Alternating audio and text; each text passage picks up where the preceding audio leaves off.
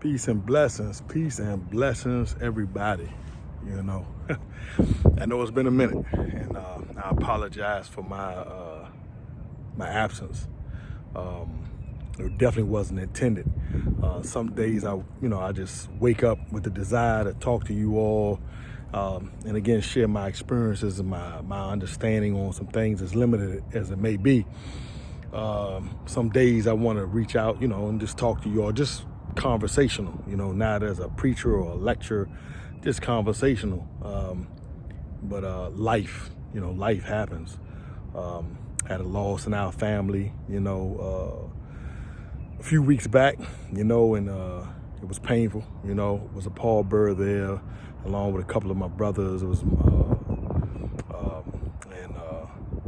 just watching my nieces cry, and my nephews cry, and my cousin cry, and my sister, and watching people get up there and testify to the love they have for this family member that passed. It was rough, That's the third time I've been a pallbearer since I've been out, and I know many have done this while I was in. But it's rough. It's a weight, because it's not just the person who's going down, it's the accumulation of people dying. And we're dealing with this terrible, this wicked pandemic, this COVID-19 and its variants. People are dying every day. I look on Facebook and social media, because that's where most of the news is, and people are dying every day between the ages of 35 and 50. And I'm like, this is insane. It's insane. And many more from different age groups. And so, dealing with that and just working hard, with a lot of these snows over here in the DC area and this area here, overtime, staying up late, working. A lot of co-workers have, caught COVID and aren't, coming to work right now. So you're having to pick up that weight. So it's been that, and just life's issues. And then working on, this event coming up Saturday in Richmond, that the Sister Sandra Wilson and Black Connections, along with the help of myself, putting together for returning citizens. Again, if you are in the DC area, or you're in the DMV area, including Richmond, Norfolk, Tidewater area, Portsmouth, so forth and so on, and you've been incarcerated, or you're affiliated with incarcerated people, and you have it, time to come out Saturday to the Robinson Theater, please come out. Tickets are only for $15. There are two shows. Each show is $15. One is from 2 to 5, and then one is from 7 to 10. And we'll have, all incarcerated, formerly incarcerated people, some rapping, some poetry, some presenters, some speakers, a little bit of fashion. A couple of the guys have fashion labels and lines, and so we're just promoting these wonderful men and women who've come home after serving their time, promoting them, shouting them out, and acknowledging as many other people as we can that had a hand in our prison reform, incarcerated helpers, advocates, and the families, the families that walk with us. And that's not to leave out the victims or the people we harmed or hurt. We're doing better, many of us, because of what we feel inside for those mistakes that we've made. And so we're doing our best to, show the world that we're striving to do and be better than we learned. With that said, what was on my mind briefly is, and y'all see my view, like I said, this is DC, man. This is Wednesday. Still a little cool out here, but it feels pretty good. But what was on my mind was,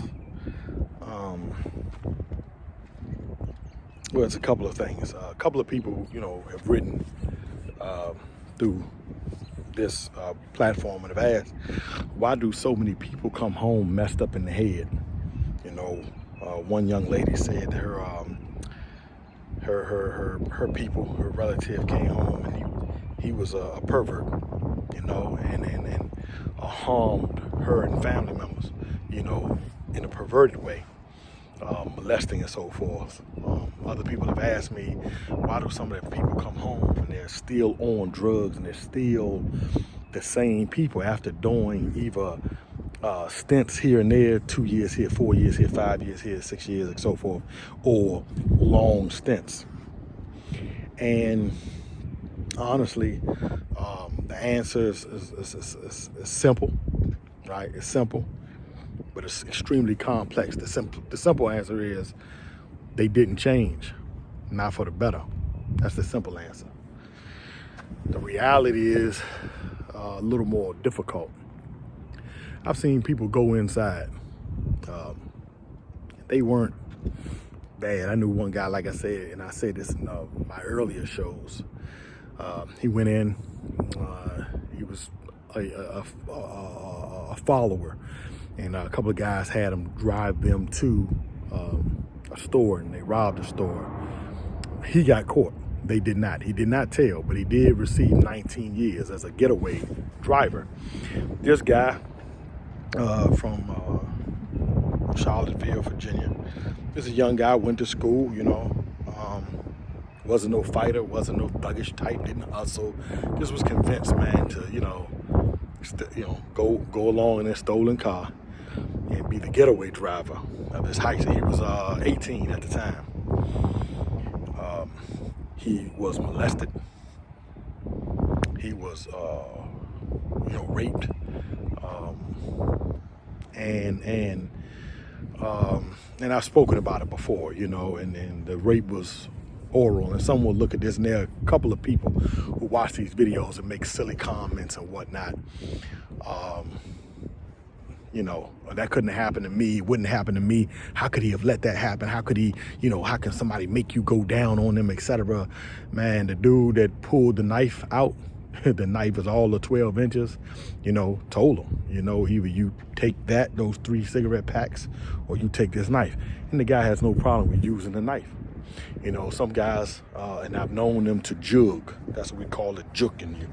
And that's like poking you with the knife, enough to draw blood, maybe, penetrate your skin, and, you're going to bleed. You're not going to bleed out, but you're going to bleed, but they're not actually stabbing you because they want you to live. They want you to fear them, and they want to be able to come and take advantage of you often and as often as they can. And so he's been known to stab and jug guys. And so the young guy fell victim to that fear. I've seen guys like that. Now, throughout the guy's time, he didn't become a villain. He did hang with a lot of gang members. Now, those gang members actually protected him. They did, because he wasn't a bad person. And the guy that was in charge of the game, I've mentioned his brother's name before, Nardo, from Richmond, a young guy, soldier at heart, wild in his own right, and made a lot of mistakes on his own. But they looked after this guy, and he told guys, do not mess with this young'un no more, because we're not going to tolerate that, and I salute him for that. But imagine his mentality. Imagine him going to sleep, or lack of. Imagine him coming home and being involved with women and not being able to tell them what he went through, or family, for fear of being mocked and laughed at. You see, these transitions are real. I've talked to guys since I've been home, and some have not been able to cope with these transitions. Some look at their phones and they get frustrated, man, and they'll throw it. I know some guys that have had, women issues, not necessarily intimacy, but intimacy issues, to be honest, because they come home, they've been locked up for so long, and they're straight, but we've been locked up for so long, and some of us came home with the desire to do right by women, to be right by women. Women today, many are more aggressive. They're coming at you, they're grabbing you. They're trying to be the ones that, basically dominate the situation. And some of us have been like, ho. It throws us off mentally. It throws us off, And so, for a while, it took some of us a minute to perform. Eventually we got it right, but, we're coming home with that. We're coming home with the fear that, a lot of women have been with the years we've been in, men, whether 5, 6, 7, 8, 9, 10 or more, we're coming home wondering, are we going to be able to please them? Are we good enough? And not necessarily sexually all around the board, but just as men coming home, no money, no cars, no jobs. That is a fear. I've talked to guys that came home and,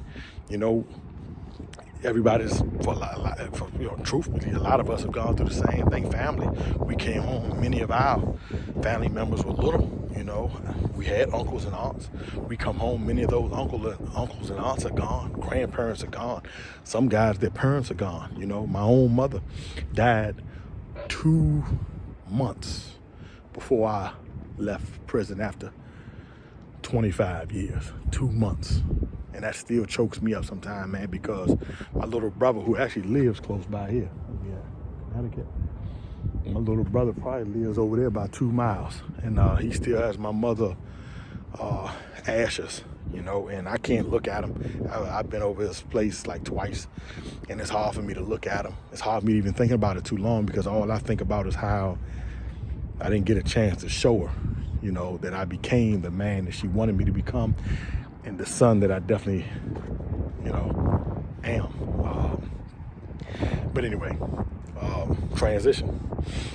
You have women coming home, same issues. I've talked to a couple of sisters, same thing. They're going through emotional battles. They're trying to, love men who would only use them, take advantage of them, and yet they also have mental struggles. They're trying to forge and reforge bonds with their children who they've been away from for years. I talked to one lady, she was away from her child for like 16 years. And so when she come home, she's trying to be a mother. Don't do this, don't do that, don't do this. And not like every day, all day, but she just wants to be a mother. She wants to be a friend, she wants to be embraced, but she wants to be a mother. But the children are like, who are you? Who? I don't know you. You don't know me.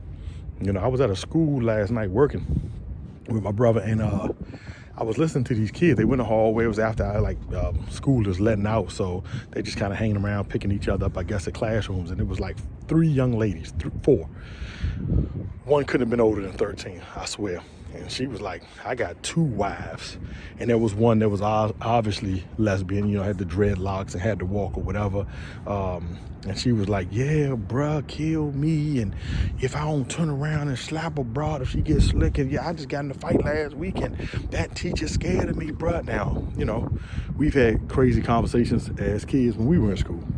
The difference is 3 teachers walked past. They did not change the profanity that came out their mouth, the nature of the conversation, or nothing. Now, when I was young, we walking down the hall talking about what girls look cute and who we like. As soon as the teacher walked past, we straightened up and keep walking straight, and we're quiet. Not today. Not today. So imagine a father or a mother coming home after 10, 15, 20, 25, 30 years to children who are grown, young teenagers or better, and they're trying to tell the teenage child, don't drink so much. Don't spend so much money on drugs. Don't smoke so much. Get out that toxic relationship. Why are you sleeping with your child's father if he's never there, according to you? Why would you stay with your baby mother if she has lied to you about, the paternity of your child? Like, the kids aren't receptive to this wisdom, this sound advice. The kids are like, whatever, let me do me, you did you, So this transition is rough, and there has to be better programming in the prison system, in the jails, because there can be a greater prevention of this cycling of human lives in the prison system. I know it. I know it because you have some places that don't have this sort of recidivism rate or this incarceration rate. We live in a world where they'll say, you're free to do whatever you want. And God gave us the right to do and be free. Listen, you have to put restrictions on children. You have to tell a child not to go across the street, and until that child understands those words, you put him or her in a walker or a stroller or something. You control, you hold the hand, you guide that child until that child can think for his or herself. Sadly, this has to be done even today. You have kids watching TV, man. That a child shouldn't be looking at porn, and yet these phones allow them that access. And so at 7, 8, 9, 10, and 11, 12, these kids are trying to become sexually active. They're aggressive. They're sexual in their dress. I'll be watching some of these shows, man, and a baby should not be on no stripper pole. I don't care what nobody say, man. A child should not be on the stripper pole. Oh, it's exercise. Well, you can teach the child how to do squats and leg lifts and all that without a pole there. What is the pole simulating? What is it simulating? What is the meaning behind the pole? Let's be honest. This stuff is sick on TV, man, and kids are watching this and they're being groomed by the TV, and many parents have done their best. Many are tired and aren't going to do their best. Many allow the kids to be raised by the telephones, and there are many good shows on the phones, but many parents are just letting the video games and the phones raise their children. And so because of that, we're seeing the results of it. Even in my generation, I mean, there was more principle. I see a woman walking, in my building with groceries, heavy groceries. I was instructed, man, by my uncle and my father and my cousin and our family friend, you better help. You better, older dudes that was around us when we were young kids, the older dude said, man, you better go help Miss Emma. And you better go help Miss Ernestine with them bags, man. We pumped gas at gas stations in D.C. We pumped gas to earn some money. We wiped windows. We went to Georgetown with buckets and beat them buckets like go-go music, trying to earn money. We weren't taught to sit up under no woman. The men in my life, I don't care if they got on drugs, man. My uncles, my fathers, my cousins, the older men in my life, man, they had jobs. They worked. Even when some of them were addicted to drugs or whatever, they still worked. And we not working. We not teaching these young men, get up off their behinds and work. They getting pedicures and manicures. They should be out here getting mud up under their fingers, oil under their fingers, or typing, working. However the job, it ain't got to be manual. It can be a job that deals with the thinking. That's all right too, but working. So we need to push this harder. To this day, I'm still trying to get in a job with the school system, maybe these juvenile programs, however I may, but I'm still pushing for that because I believe that my story, along with the story of so many others, man, would change the mind and perspective of many of these youth. Right? But again, my point today is transition, and it's not easy. It's not easy. It's a weight on us.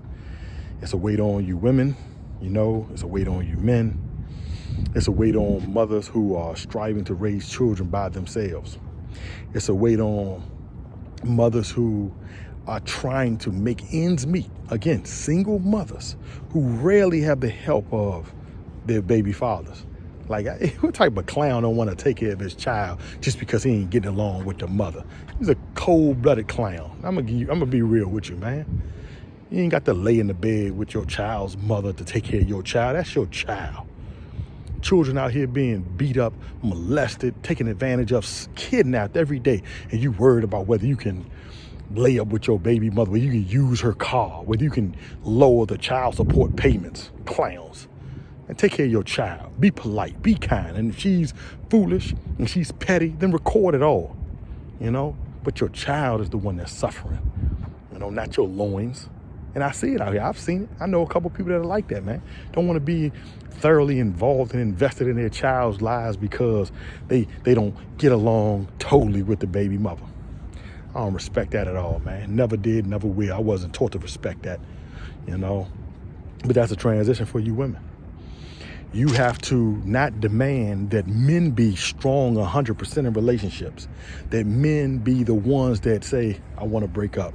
I can't mess with you. You want a man that's strong because when he's with you, you want him to be faithful and loyal. But if he has somebody else, you don't mind him bending and yielding to your whim, right? Nah, if you want him to be 100% strong, you have to be just as strong. You have to say, you know what? If he's leaning on you, kissing on your ground, you have a lady, or you have somebody in your life, or you know what I mean? It just ain't right. I like that. I feel that. But we all have to become stronger. But there's a transition.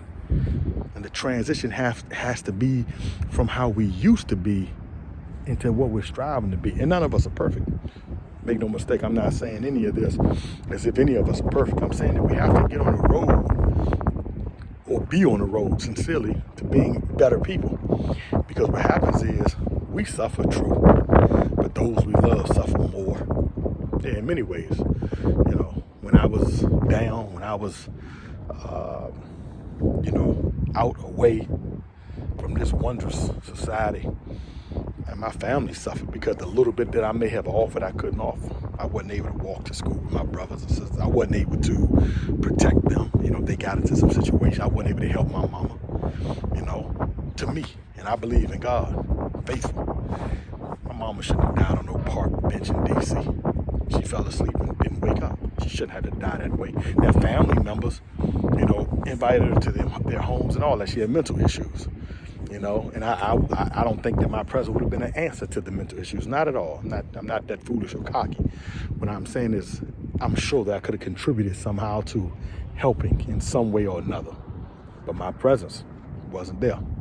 So I am mindful that many of us, not all, but many, are in a period of transition. I've said that before, but we have to be mindful that during the transition, sometimes the product looks uglier. It was a brother that used to say this in prison. He used to say, when clothes are being washed, you take a jacket off, it doesn't really look dirty unless it's smeared. But you can take it off, it might be musty. But you throw it in the wash, you look at it, the water's dirty. You're like, man, I didn't know that jacket was that dirty. I only wore it 3 times. You didn't see the dirt, but it's there. But when it comes out on the other end, it's clean. That's the same with us, man. We're going in and we're in transition. So sometimes we look dirtier. Sometimes we don't look as clean. We don't feel as clean. I'm not talking about physically. You know, sometimes we're haggard. Sometimes y'all might see me in some videos. I look like I'm just as happy and chipper. And then sometimes I look drained. Transition, you know. I want the people I love to do and be better. I want us to be better as a family and as a community. I get tired of watching news and seeing babies. There's a baby right now in Hampton, Virginia, missing. Little young boy. You know, they don't have an Amber Alert because they said it doesn't fit the criteria. He's been gone for 2 days. What do you mean? Do you know something? Does a family member have him? Like, why isn't it an Amber Alert? Why not? It should be Amber Alerts going off all day because too many of our babies right now are missing. It should never be no non-Amber Alert. There should be shows, TV shows, always keeping us conscious that there are children missing every day for the longest. They're suffering as you and I'm talking, and as you're watching. Some child and many children are suffering. Adults are suffering, you see? But we see commercials all day. We watch videos all day. We watch music all day. Why? Because we don't want that stress and strain to be on our heart. So we turn our back to it, a blind eye to it, right? Until someone else says, think about it. Same with me.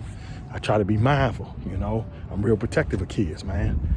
You know, as best I can be. I'm protective, man, but can't control everything, you know. Can't control how they dress, you know. Can't control how they talk these days, you know, but you offer your advice as best you can. But like I say, I thank you all for walking with me and rocking with me. Many of you all haven't seen me in a couple of weeks, and y'all have checked on me, and I appreciate that. I'm here, you know.